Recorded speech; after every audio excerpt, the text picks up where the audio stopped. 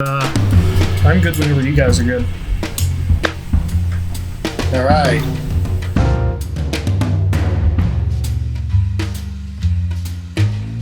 So we got Douglas with us today. Yeah. He's the man behind the camera. Yeah, something like that. It's been an interesting process. I guess trying to capture the madness that goes on at the office. Absolutely. So, especially mobilely like this. yeah, right. Well, yeah. Now we're social distancing, so we're all at our individual houses instead of at the office like we normally be. How did we get into this mess? How did I end up here with you guys? Where did this all start? Well, how did it start for you before you got to us? I guess it's probably interesting enough. What were you doing before we found you? My YouTube stuff. I'm sure a lot of people know about that. Reviewing headphones, and I initially met you guys at Rocky Mountain Audio Fest in, what was it? 2018, maybe? 2018. Yeah.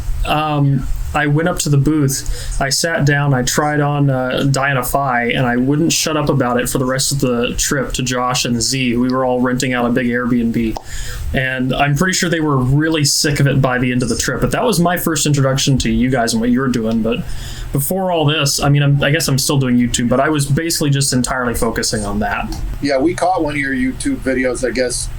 Or was it a podcast he was doing? I forgot. Well, I was YouTube? talking with him a little bit. I was talking with him a little bit at RMAF, and he seemed like a interesting enough individual.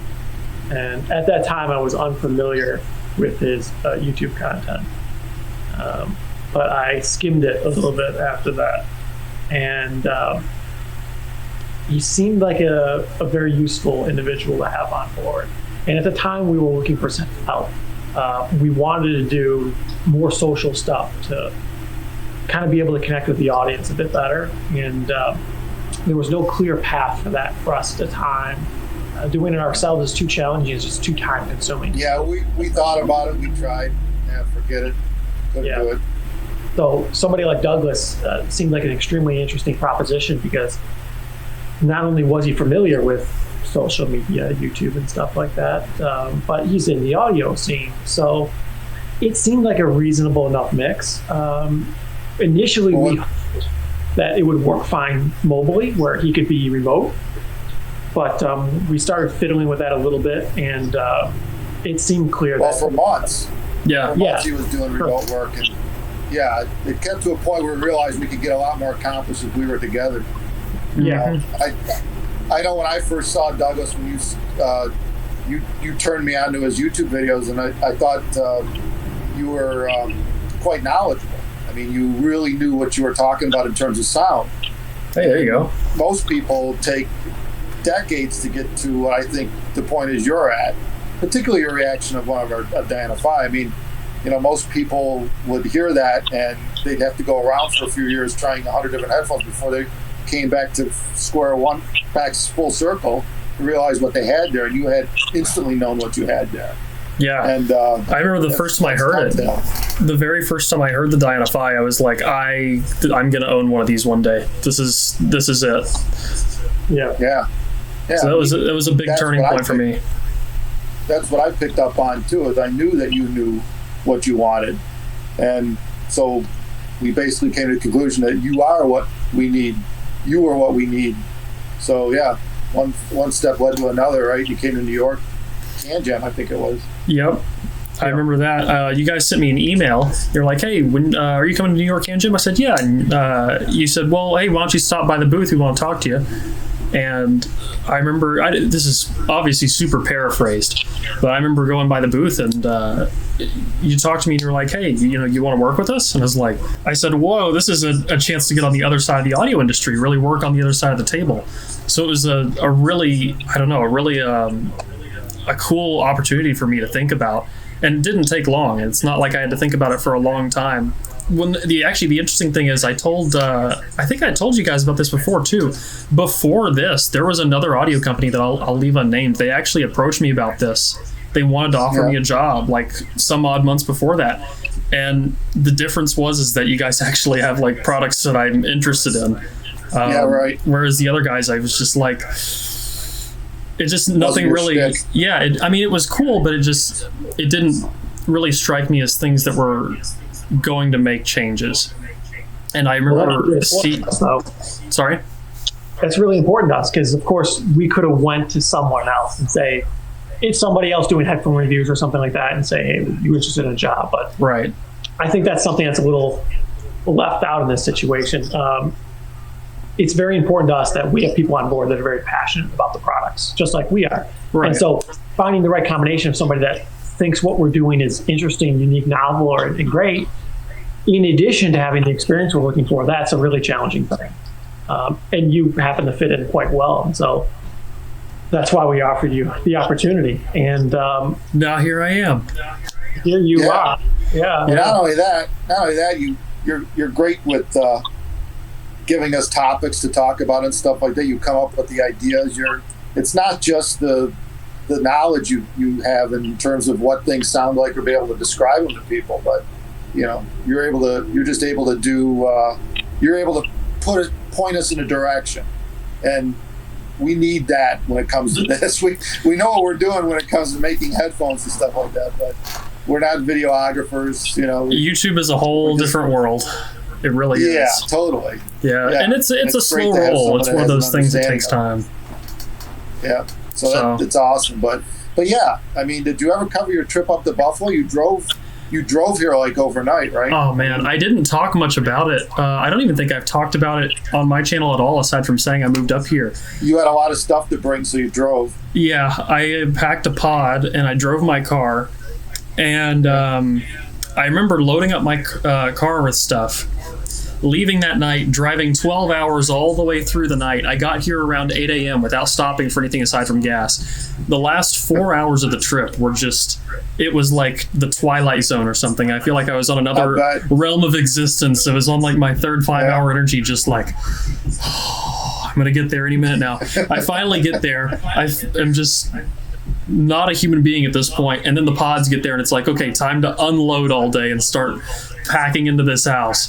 So that was, of course, all of this occurred after you just packed your entire house, right, to leave, pack the house, like drive all night. Yeah, so I had been awake for a couple days, and it was a blur, all a big blur. But things settled in reasonably quickly. Very different world up here in New York, a very different world in Tennessee, but it's been a pretty awesome experience. I mean, I came into the office and started setting up, and I don't know, I feel like things started falling into a good rhythm, and now we're making content on a regular basis.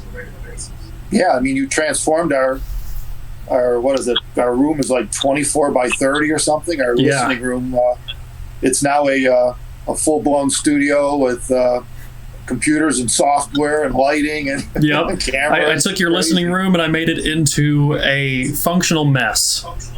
Yeah. And we're still working on that. Yeah.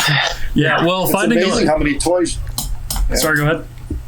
It's amazing how many toys you can buy for this. I mean, just unbelievable. Yeah, lighting especially, that's a big thing. And with, I mean, even in the space we have in there, that's a really large room, but still finding the right places to put, like, okay, we have, a dozen light stands that have to go over here, and we have all these XLRs, and finding spaces and a way to make everything work has been an interesting process in itself. But it's I don't know, it's been really awesome because I feel like, I guess the drive to make all this stuff work and make the channel work and make this content flow, it doesn't feel like it's coming from pressure. It more feels like it's coming from like just a desire to get more people to know about what we're doing, because it no longer feels motivated. like, well, it's one of those things where I don't necessarily at this point, because now that I'm a part of the company, everything, it doesn't feel like it's like, I'm just trying to show off what you guys are doing. I feel like I'm a part of it, and it's like, at this point, you are. Yeah, it's more of like, I don't want to show people what you're doing. I want to show people what we're doing.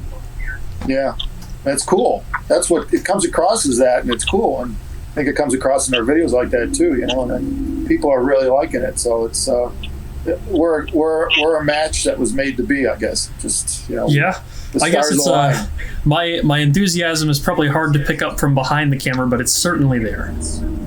Yeah, no, absolutely, it shows. It shows just by you helping us out and telling us, giving us guidance and direction, and not to mention editing these things and making them sound good. That is a process. Making us look better than we probably do. Yeah, there have been times, as you know, where we've had like something will happen, an air conditioner will turn on and we'll get buzz in the audio or something, and it's like, all right, this is gonna be right. we got to edit this one down. It's gonna take a while, but it's always fun, and I feel like it's never really ground to a halt. We did have some fun. I don't know what the right word would be. Obstacles at first getting the computer system all set up, because I do use some very demanding software as far as computer resources are concerned. Yeah, what did we learn, Eric?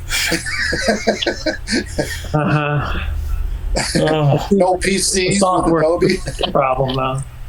I mean, we did eventually get it working. It was it was definitely a process though. But Well, and we had everything on hand to make it work too. It just needed to go in the right place. right, and now it's everything's working out. Now you're using that computer, Eric, for SolidWorks. So now I guess stuff that we're working on in the future that's being designed and whatnot is being put through that machine. So everything's still getting utilized. Yeah, we built the Baller PC for Douglas to use for video editing, and it turns out it didn't work well. It kept. It wasn't happy. Yeah, it wasn't like an Adobe the software, so we had to go back to Mac and not go back, but we're all Mac to begin with, and Yeah. Eric adopted the PC for SolidWorks, which is better for you, right? Well, it's the only thing it runs on, so yeah. Yeah. Oh, right. Win-win. But- Um, But you were using a Mac before that, running Windows. mhm. Right. Yeah. It's not ideal. No, yeah. Anyway, it worked out. Yeah. Yeah. Yeah, no, man. I mean, I think we all got to agree. We love having you, man. We love having you there. It's great.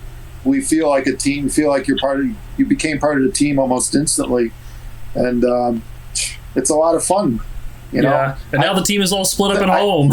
Yeah. Yeah, no shit. Yeah, I do miss going into the office. I will say, every morning I go in there and I'm like, I have a pretty great gig going on. You walk in and there's this big space, turn on the computer, get going for the day. So it's my desk at home isn't quite the same as my desk at work, but it's still nice. I'm looking forward to when we all get to go back in there. One thing that's been really interesting is the I guess getting to see how the industry works from the other side. Just greater getting to understand like the different challenges you guys have had to overcome over the years to like make certain technologies work, the different things that you like had to innovate on to make I guess the products that you're making what they are now, but also like the cost that goes into a lot of these things. If you change part of a manufacturing process or research and development for certain things, it's been a really eye-opening experience, because there's so many things that even with a number of years of experience on the other side of audio and in the realm of producing and studios and all that, I still couldn't have ever guessed a lot of the things that go into it. It certainly is a learning process that never ends, and so to speak. Yeah. It just grows and builds one thing and not another. But yeah, I hear you. Behind the scenes, there's so much that does go on. You think about it, like we talked about in some of our other videos, right, Eric? Right, guys, where A little bit. thousands and thousands of decisions that get made to make an ear pad. Right. It's crazy, and the prototyping involved, and months and months and months just to, it's just something as simple as that. But to an end user, they just look at it and, well, it's an ear pad. So, there's no, Right. it goes for, like we said, it goes for everything that's really well thought out. But Well, even now, there's always something like that. Oh yeah. There's a huge amount of uncertainty that goes into everything. Any decision, there's always some issues with both choices that are available, or whatever. And people don't see it because they're seeing the thing when it's pretty much done, ready to ship. But there's always uncertainty, and that causes a lot of problems. You can't guarantee everything's always going to work the way you expect. You can't guarantee the supplier is going to be able to make it the way you want. You can't guarantee even you could yourself make it the way you expect for the cost you actually know it's going to be. Because a lot of these things you don't know until you get into it and you start making them. So there's just so many challenges all the way across. But Douglas sees he sees what we go through just to make what we already know how to make. Yep. That could be a challenge. We've already done this 100 times over, and you still stumble. And You guys have been doing this for years. But another thing too I see though is you guys are always improving and always working on things. And there have been times where I've been sitting in the production room in there, or whatever you want to call it, and you guys have been in there and you're talking about ideas and projects that you're working on that might not, see the light of day for years, but there's so much planning that goes into these things ahead of time, and so many little things to consider that I think just normally would go over everybody's heads. Yeah, it's crazy. I think every day's a brainstorm around our place. Yeah. That's well, what's it's nice to be together. That's Yeah. right. Yeah, that's what we're lacking here with this thing. It's kind of slows that down a bit with this distancing thing, you know. Yeah, I feel a lot less mentally stimulated at home. Yeah, I hear you. No doubt. Well, yeah, soon enough we'll be back together. It won't be too long, you know, once this thing gets over the hill. But no, man, we're so happy to have you, man. Really, and I mean, even just doing this thing, you set it up, you know, where we could sit here and chat in our homes and stuff. So it's awesome. Not as high quality as our normal episodes, but you know, you gotta keep the machine rolling. Yeah. Well, you'll make it look pretty one way or another. I know, you know. I'll do my best. My webcam is not as high quality as our cameras at the office, but I hear that. But no, we're good. We're good. I think people understand. So anyway, yeah, it's welcome aboard, man. I appreciate it. Look forward to many more years. So, right, guys? Yep. So yeah, man, it was great talking with you. With this social distance thing going on, and you know, it's cool that we're able to, with technology, we're able to chat like this. Yeah, even though we're miles apart. So, anyway, stay strong, stay well, everybody, and we'll catch you later. Thank you.